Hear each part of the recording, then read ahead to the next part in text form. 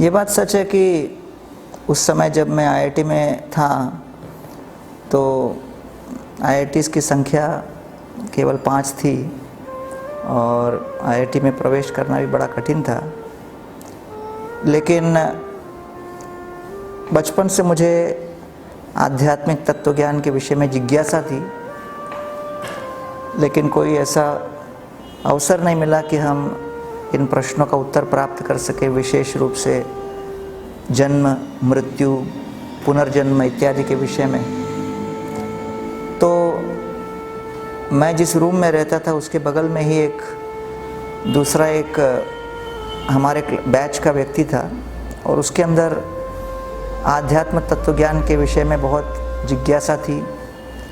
कई अलग अलग आध्यात्मिक संस्थाओं में वो भ्रमण करते थे। कई लोगों को उन्होंने आजमाया। तो मैंने उनको इतना ही कहा था कि आपके भ्रमण के बाद जब कोई निष्कर्ष निकले तो मुझे सूचित कर देना।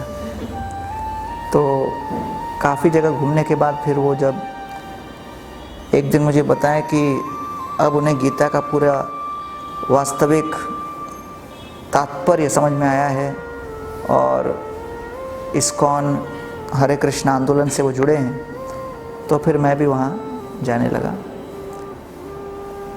आरंभ में मैंने कभी ये विचार नहीं किया था कि उस परिवेश में मेरा वेश बदलेगा, लेकिन धीरे धीरे जब मैं वहाँ पर अनुभव करने लगा तो मेरे हृदय में ये प्रेरणा आई कि आज जो भारत की युवा पीढ़ी लगभग 80 करोड़ के ऊपर है, जो कि 40 वर्ष के नीचे, और आधुनिक शिक्षा प्रणाली के अंतर्गत ऐसी कोई उनके लिए योजना नहीं जिससे वो अपना चरित्र निर्माण कर सकें। मुसलमान देशों में जाओगे तो कुरान के विषय में बच्चा बच्चा जानता है। ईसाई देशों में जाओगे तो वहाँ पर बाइबल को समझने के लिए हर प्रकार की सुविधा है, व्यवस्था है। अमेरिकन एकेडमी ऑफ रिलीजन 1962 में उसकी स्थापना हुई।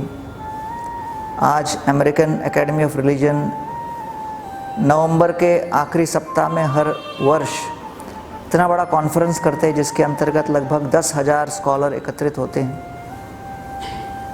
तो आज विश्व की संख्या लगभग 760 करोड़ है, जिसमें 31% ईसाई हैं, 23% मुसलमान, 16% नास्तिक, 15% हिंदू, 8.5% बौद्ध। तो लगभग 100 करोड़ के ऊपर विश्व भर में हिंदू होते हुए भी गीता, भागवत, उपनिषद, वेद शास्त्रों को गूढ़ रूप से, वास्तविक रूप से समझने के लिए कोई प्रणाली नहीं, कोई परिवेश नहीं, कोई व्यवस्था नहीं। तो स्वतंत्रता के बाद लगभग हमारे 75 वर्ष हो गए हैं। जिस देश में तत्व ज्ञान का इतना बड़ा सागर है, ऐसे देश में तत्व ज्ञान को समझने के लिए कोई व्यवस्था न होने के कारण हमने भी सोचा कि कुछ इस विषय में क्रांति मचानी चाहिए। और आज विश्व के हर देश में आप जाओ, रिलीजन के ऊपर आप पीएचडी कर सकते हो। दुर्भाग्य से विश्व में एक ही देश है जहाँ पीएचडी रिलीजन में नहीं किया जा सकता है, वो है भारत। और इस परिस्थिति को बदलना हम सभी का कर्तव्य है। तो इसलिए हम इस्कॉन में ज्वाइन हो गए और प्रयास यही रहा कि गीता और भागवत को लोगों के बीच वितरित करें। कई लोग पूछते हैं कि आप इंजीनियर बन के आप ये काम कर सकते थे, तो मैं कहता हूँ हाँ, इंजीनियरिंग कॉलेज से पास होकर कई लोग इंजीनियरिंग कॉलेज में ही प्रोफेसर बनते हैं। उनके साथ भी तर्क किया जा सकता है कि आप प्रोफेसर क्यों बने, आप भी कॉरपोरेट में काम कर सकते थे। लेकिन कुछ लोगों की आवश्यकता पड़ती है कि वो पुनः कॉलेज में आके प्रोफेसर बने, शिक्षा दे। उसी प्रकार गीता को अपने जीवन में उतारने वाले अधिकांश लोग इस जगत में हैं, लेकिन उन लोगों को प्रेरणा, दिशा, और प्रशिक्षण देने के लिए कुछ लोगों की आवश्यकता है जो नित्य प्राय गीता भागवत के अध्ययन में रहे, उससे पारंगत हो जाएं।